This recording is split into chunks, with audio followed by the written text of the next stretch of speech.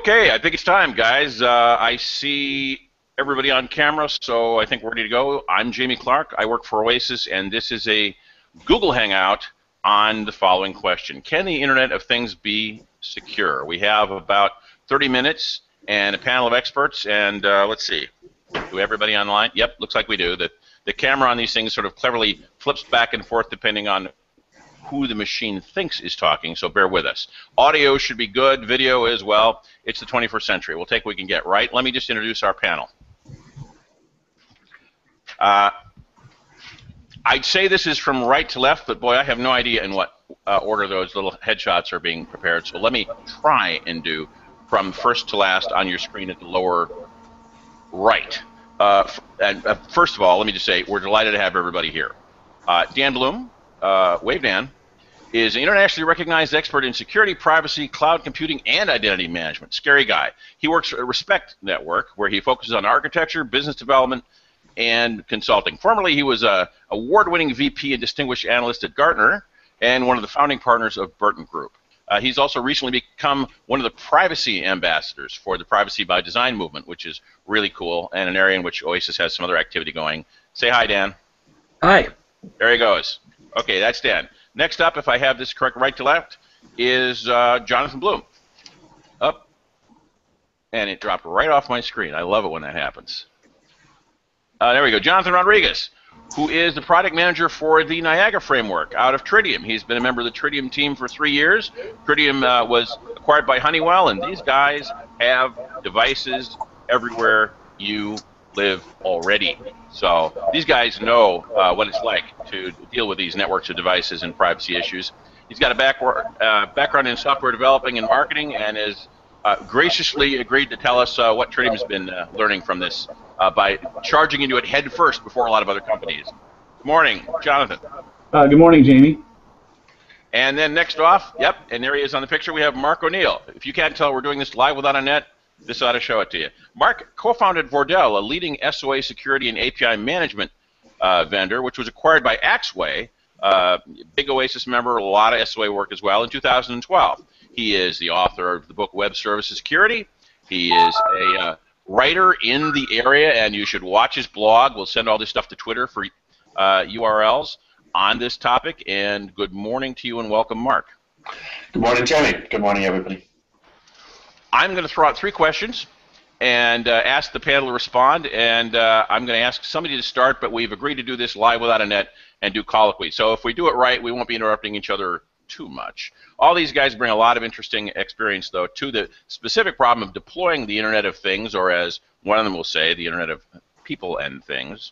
We're going to hear some interesting things from them. I will talk one more time at the end of this, briefly to remind you not only to thank our speakers, but also that we've got another one of these episodes coming up on our smart cities, too smart, privacy and other issues having to do with the smart cities movement, which is really hot in standards right now. But we want to cut through some of the buzz and get to the tech. That's going to take place in mid-July, and Dawn Jutla, who teaches at the Sobey School of Business, she will be our first presenter. But for now, let's do Internet of Things. Guys, over the last decade, as we've moved from proprietary systems to open systems that are standards defined, we thought we had security sorted out, right? And to some extent, privacy. We knew what our models were. SOA has some things to say about that. But now we're looking at much bigger, more heterogeneous networks full of itty-bitty little devices that, you know, calling them smart devices is probably a compliment. They're kind of just barely smart or mostly dumb devices, lightweight protocols. It's a lot harder to control this far-flung stuff, and it's a lot more heterogeneous, which is a fancy word for weird. So in the IoT, in the Internet of Things, as it's developing, are we still pretty much facing the same set of cybersecurity issues? Are we going to be able to port over the stuff we learned from APIs and SOA? People tell us, and I'm a standards guy, so I'm biased, that we have a lot of existing technology that will help with this. We have privacy by design being turned into guidelines for software engineers. We have robust access control protocols. We have electronic identity forming. But do we really have all the Lego blocks? Or are we in a different environment this time with different risks, and the IoT is going to be a whole new game? Let me ask Mark to start out, if I could. Yeah, so as you explained, Jamie, my background is in SOA and now API management, and I would say that some of the patterns still apply, but in the area of Internet of Things, there are interesting new patterns. For example, we see with our customers, especially in the area of telematics with the connected car, people often interact with the car through a mobile device. So you're delegating some access to the device to do some operations on the Internet of Things, the connected car, for example, on the device on your behalf. So that's where newer standards like OAuth 2.0 come into play, because you're delegating access to an app to make changes, to remotely unlock the car, to remotely start the car on your behalf. So there's some new patterns. I would also say to your point, Jamie, as well, that when we talk about security for the Internet of Things, it's almost APIs and the Internet of Things. Of course, I come from Axway, where we focus on API management, but a lot of Internet of Things devices have APIs. So when you're securing those devices, it often comes down to an API management problem where you're securing those APIs, but with the added twist that these can be very manifold in how many APIs they are, but also where you're interacting with them indirectly through a mobile device or through some other interface that's then interacting with the connected device on your behalf. Not to mention all the other issues around intermittent access to the internet that the device may have, data storage, and so on. So I'm kind of hearing same basic schema, but lots of new profiles and highly stressed by scalability and limited network contact. Exactly. There's much more scale there. You're thinking about many more endpoints, and also the fact that when you're thinking, you mentioned data privacy, how that relates as well to devices that may well have limited storage, but also limited access to the internet or intermittent access. What happens when you have to queue up information? We see standards like MQTT, which are related to applying a messaging pattern to Internet of Things devices. If some of the data is being queued on the device itself, does that count as storage from a privacy point of view or not? Does the device even have the horsepower to encrypt that data or to redact it? These are all the problems that come up with Internet of Things. So we still have all that message reliability stuff from SOA. It's just it's operating in a rainstorm now. Yes, in a rainstorm with often much more limited computing power as well. Often on the server side, effectively, if you think about a wristband fitness tracker device, how much can you really rely on that to do the types of heavy lifting for signing and encryption? In the world of SOA, we talked about XML signature, XML encryption. These often are not options in that environment. But the good news is we have things like OAuth. We have newer patterns as well that can take the place, and you can put your security layer upstream from the device itself at the API layer. Okay, great. And we'll get back to privacy. So, Jonathan, you guys are out there building this stuff. Whole new game, or extension of what we already have? I agree a lot with what Mark was saying. I do think fundamentally we're solving the same problems. I think we can take a lot of the tools we've already developed and apply those in the Internet of Things. And actually, I mean, at Tritium, that's what we've been trying to do with managing these devices. But we have come across challenges. Obviously, scalability is a challenge. There's limited network bandwidth, but you're looking at the thousands or hundreds of thousands or potentially millions of devices they're going to be talking back to potentially a single management point. But also the processing power on these edge devices. You both made the point that these things are barely smart, right? Hopefully in the future, Moore's Law is making it a lot more affordable to make these edge devices more powerful, and we have seen that. We're trying to take advantage of that to make things more secure. But another problem we've been seeing is there's a lot of legacy investment in old devices out there that have pervaded, and people aren't just going to throw that stuff away, and that stuff's not secure. So a challenge we have is, how do you go into a site or set up a network that's supposed to be as secure as possible, but you've got all these legacy systems you have to support, that have no security built into them whatsoever. So that's been a challenge. We haven't figured that one out yet. There's, of course, some mitigating things you can do, some workarounds. They're typically not cheap, and they're not perfect. But like I said, that's one of the major challenges we've seen. Another challenge we're seeing is a lot of the security stuff with, in the IT industry. You're dealing with IT professionals who understand how important it is that these networks be secure and what kind of risks they're exposing their organization to if they don't secure it. With a lot of the industries that we're in, we deal with domain experts that are not necessarily IT domain experts. So the challenge of communicating just how important it is to set up a secure network has been difficult.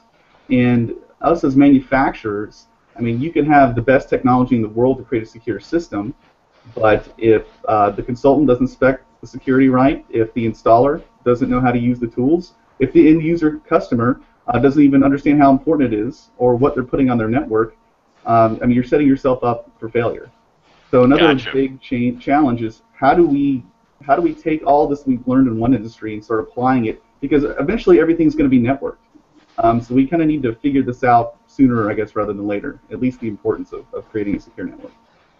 Okay, that's great. Let me, and Mark mentioned maybe some of that security functionality, maybe some of that cryptology function needs to be pushed off somewhere else away from the not-so-smart devices and managed in other layers. So let me throw a total curve, and we'll get back to that under question 3, but let me throw a total curveball to Dan then. Okay, so Dan, can we, you've seen encrypt all the things. Okay, so can we do that here? Is there going to be enough smart in this smart device network and IoT to encrypt all the things and kind of go where Mark and Jonathan are insinuating we may have to go, or are we trying to teach a pig to sing here? Well, I'll take a swing at your curveball and ground it, hopefully between the shortstop and third baseman or something. Nice. Namely to say that the answer depends.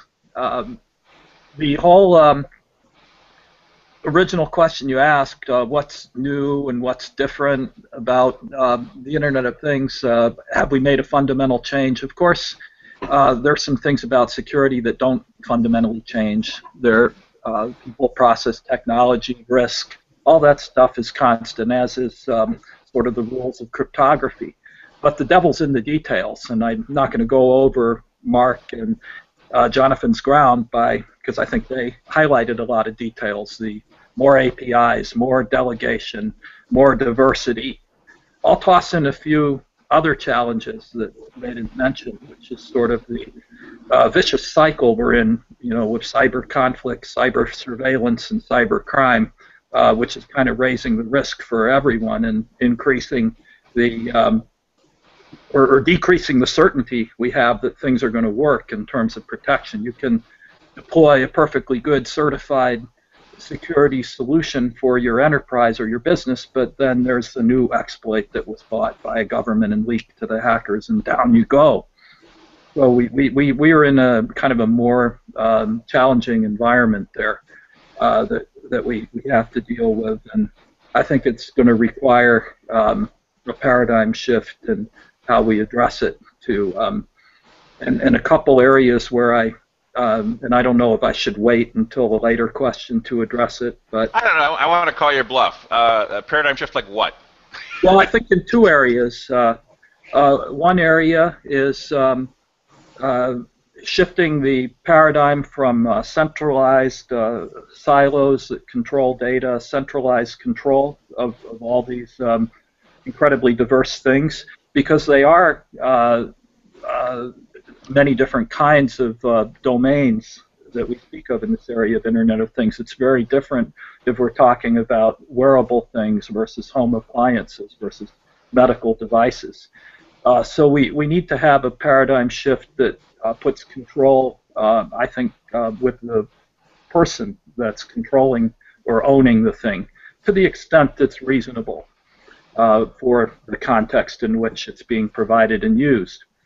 That's one. Another interesting paradigm shift would be in practices that we use to develop solutions, to introduce the privacy by design approach and to introduce safety by design approaches if we're talking about cars, if we're talking about medical devices. we need to have the same kind of safety by design engineering principles that they're supposed to use and sometimes do in the oil and gas industry, for example, because you might think safety is expensive, but if you thought it was too expensive, try having an accident. The final paradigm shift. Is there a short version? Is there a short version to what they do in the oil and gas industry? Because I'm just curious. When you say doing it that way, what do you mean? Like, what do they do in oil and gas that we can learn from?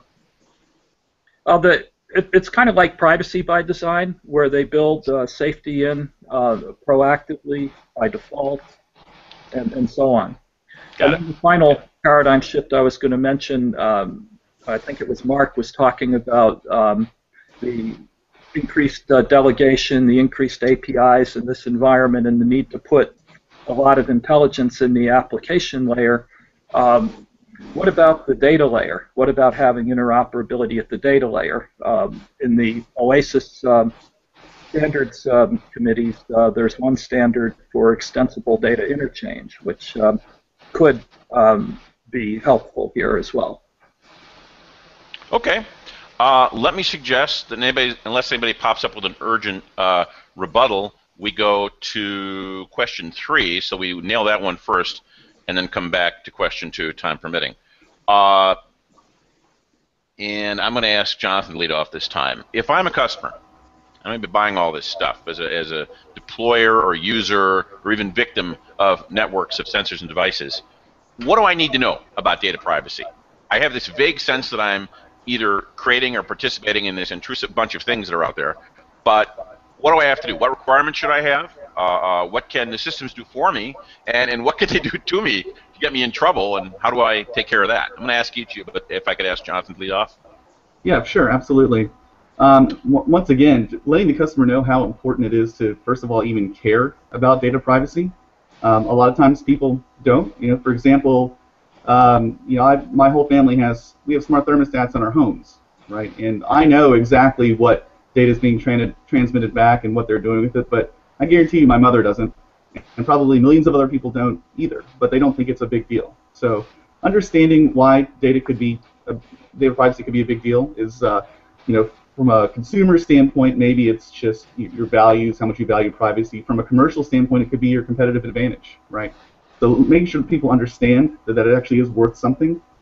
That's step number 1. Step number 2 is what data is actually private in your system.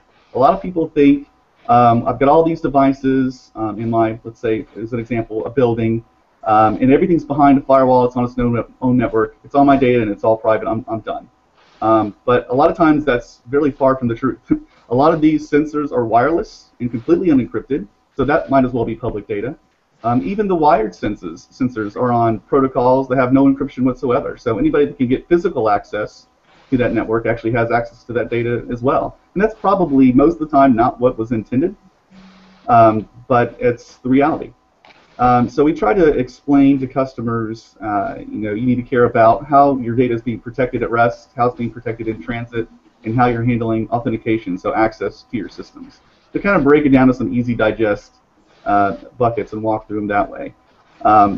That's just for internal systems. Now, when you start talking about third-party systems where you have people that are doing analytics for you in the cloud, and now you're giving someone else access to your data, you're going to want to know what they're doing with that data, right? Obviously, they're going to use the data to provide the service. That almost goes without saying, but people do other things with data too. Marketing guys love to get a hold of this kind of data, right? That helps us develop new products. But some people are uncomfortable with that, and it could give away competitive advantage with maybe you have a really efficient system that you don't want other people to know about. But if that data is being used for benchmarking purposes, maybe that becomes available to the public. So stuff like that, you want to make sure that you're aware of what they're doing with that data and who has the rights to that data and who can see that data. Another thing people need to think about, and I've seen a lot of people get bit by this, is once you terminate the contract with a third-party supplier that's doing things with your data, what happens to that data then? Do you get that data back? Do they delete it? Sometimes they basically hold it hostage and pay you a data retrieval fee. So getting all that ironed out up front is definitely worth the effort, and just even knowing that that's something that could come up is really important. So okay, well, let me hit one. let me hit a piece of what you just said. So I'm a legacy owner of a bunch of systems. I have all that stuff you talked about, all these smart-ish devices using dumb security and no encryption and wireless heading in every direction in my building, and Lord only knows who's sniffing it. And everybody who comes in my building can now get at the private stuff, whether it's my employees' information or security, building security kind of stuff. What do is the answer going to be scrap it all and buy new, or how are we going to how are we going to talk to those people? Yeah, well, that's a hard conversation to have sometimes. But we can recommend upgrades. You can change the protocols that are starting to support encryption, and there's some of them out there. I know things, for example, BACnet, they're experimenting with encryption now. S&P has encryption versions. So, and I know that'll vary from industry to industry. But yeah, right now, you would just say this is critical data, and it's being served wirelessly. I would say don't go wireless. If you've already got it, I would start budgeting your plan for the next few years to start replacing that stuff. Like I said, it's not an easy conversation to have, but if that data, if the privacy of that data is that important to you, and sometimes it is and sometimes it's not, then you need to start planning for it. Okay, guys? Yeah, I would add to that as well. Jonathan made a lot of great points there. Another thing that we've seen, for example, we've been doing work with our customer BMW in Europe and worldwide on their connected car deployments, and with privacy, I think sometimes we, here in the US, think of the privacy laws as being one thing. But interestingly enough, with connected devices, you can literally go through different privacy jurisdictions in one day, and there might be different data retention policies, different privacy policies between those jurisdictions. So you have to design in advance for that. That's important. I think another thing as well is the ownership of the data. Jonathan made some good points there. I think that the general public awareness, what your family thinks about the ownership of the data. People who don't work in security necessarily, you may assume that if you're wearing a fitness tracking device, that data is yours, but it could be argued that it belongs to the supplier of the device. They're storing the data. If that data is being stored on a cloud provider, do they own the data? Do you have rights to get it? If you terminate a contract, as Jonathan mentioned, can you get the data? Different geolocation tracking, is that your information because you're the person doing the movement between the locations? Is it the device, or is it where it's stored? I think there's also beyond that, there's the general awareness. Dan mentioned as well, the delegated model. I think when we think of, for example, Internet of Things devices that are doing things on our behalf, so we're all familiar with, tweets related to, oh, hey, I ran, 5 miles this morning. That gets tweeted, or tweets, from your, connected car, information from the car saying, for example, with an electrical recharging car that it, is at a particular charge level, you're delegating rights to it to send the data on your behalf. And I think people may not have got their heads around that. So if that's abused, they might think, well, for example, I'll change my Twitter password and that will fix that. But in actual fact, that won't fix that because you've delegated rights to a device to do things on your behalf. So the whole delegated model, the permission-based internet, if you like, is something that I think the general public may not have got their heads around. And the other thing as well is the concept that devices could be connected to the internet when you're not using them. So people think, you walk up to a computer, or you use your phone, and that's when you're connected to the internet. But the idea that there might be devices that are connected when you're not there is something I think that also is a paradigm shift for the general public. And to Dan's point, the privacy, understanding privacy laws have to take that into account. It's not it's not the internet of a few years ago. So this is like the deal with all those people who find out that their laptop cameras are being hacked while they didn't think they were on or active, and the laptop's just sitting there. This governance stuff sounds great if you're a commercial end person creating a big system. You have a bunch of money to pay people to do stuff with governance. But Dan, how about governance for the individual? Can we even do that? Well, we don't have a good track record. If you look at the recent eBay breach and the covert redirects and the Heartbleed and the fact that it's exposed the amount of risk that people have because they don't do elementary things like run a password manager so that they don't have to reuse passwords on different sites. So part of that, if you just look at our current environment, and this has some applicability to Internet of Things because a lot of the things do have passwords, people need to have, basically good hygiene for their password management and about leveraging two-factor authentication where it's available. And it is available from most of the major providers like Google, Apple, and so on. So there is a certain amount of user awareness and encouragement that you need to give to users. But you can only expect so much, and they're not going to be close to perfect. So that's where the paradigm shift in architecture is important, where you bring the control of the technology closer to the user in a way that they can see the implications and they can see the behavior. And following these privacy by design or safety by design practices so that things fail safe, so that privacy is on by default, so that safety is on by default. That sort of thing is really important. And then the third paradigm, or not paradigm, but area where we need to work on improving people-targeted solutions is developing the user interface or user experience technology that allows people to sort of sense their privacy, their security, their state that they're in using their things online.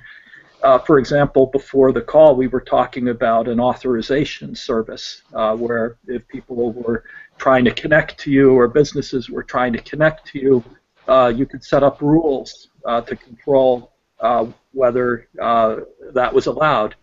And people have written in the user-managed access forum, the OAuth and OpenID forums, that we could give users this great policy management software, but it can't be really gearhead stuff. It has to be, pretty logical and intuitive for people to be able to take advantage of managing their own policies. Okay, so Dan, if I can re-extract what you said and turn it into the format of my original question, it is a requirement, or should be a requirement, for people designing, buying, or using these systems that they have an interface, that they solve their UX problems so that people have the ability to exercise those levels of granularity. Am I getting it right? That makes sense, yes. Okay, any other big requirements we should be, the question is, what are my privacy requirements as an IoT system user or owner? What do I want to tell, what do I want in my RFP? Anything else we want to add to that list? If we're writing RFPs, people don't write RFPs. Are we talking about businesses writing RFPs, small businesses, large? Yeah, businesses who want to respect the principles you just described okay. And leverage them. So businesses that want to respect those principles should be looking for privacy by design practices. That is a documented methodology. There's a documented set of principles.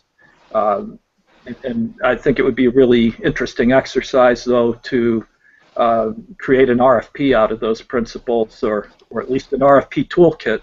The problem with Internet of Things, of course, is that you've got scores of vertical industries involved, and so every RFP is going to look a little bit different. But if we could come up with a meta RFP, based on privacy by design principles, that would be really interesting. Okay, we're going to wrap up, so let me ask for last comments from everybody. We're almost at the bottom of the hour, and we did this as a 30-minute thing to make it short and sweet. You talk last, Dan. So, Mark, how about you? Any last advice for people trying to navigate this world? Yeah, I would loop it back around to say, when we're talking about applying controls to data, controls to privacy, controls to the actual devices itself, an API layer gives you a good control plane to do that. So it gives you the enforcement point where you can apply those policies.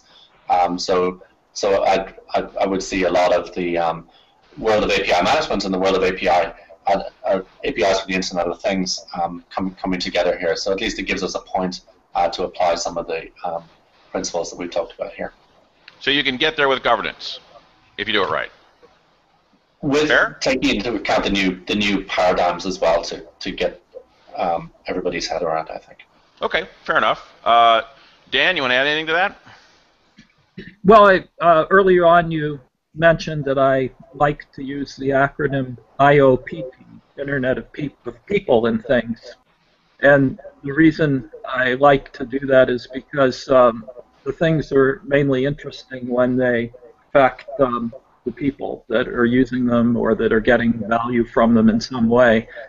And the paradigms that I was talking about where you know, it's a very difficult environment to secure, and I think we have to decentralize the control of it. That's also important to the privacy objectives, but if we're going to do that, we have to really think about human engineering and how we can give people tools where they can sense their state, their security, their privacy, and create their policies that control how these things behave in their environment. Jonathan? Yeah, I would just like to encourage anyone that's interested in this kind of thing, even if you're not a cybersecurity expert, when you go to deploy this kind of technology in your systems, in your vertical market, is don't be afraid to ask questions, even if you maybe don't know everything about cybersecurity, because at least starting that conversation, you can start to learn a lot, and you at least kind of hit some of the high points of you know, what people are doing with your data, what's secure, what's not secure, you know, what risks is the organization taking on. So people kind of shied away from that in the past. Sometimes people try to cut IT out of the loop altogether. Definitely would not recommend doing that. Definitely keep those guys engaged. So ultimately, the company will be better for it. Great. And we're at time. Thank you very much to everybody, Mark, Jonathan, Dan, and everybody who came along to watch. This is the Oasis Watering Hole, hashtag, I swear I can't make this stuff up, H2OINGHOLE, H2Oing hole. And we're going to be doing this again in mid-July on Smart Cities with Professor Dawn Jutla, who is not only a pretty cool person, but also she's intimately involved, Dan, with the Privacy by Design movement. In fact, she chairs a committee of ours on Privacy by Design for software engineers. So I imagine she'll have more to say about that, and we'll hear more about Smart Cities, which is quite the buzzword these days. For now, take a look at Twitter and take a look at this site. This recording will spool right here at this Google website and be linked from the Oasis page. Watch for our next announcement, and thanks very much, everybody. Thank you.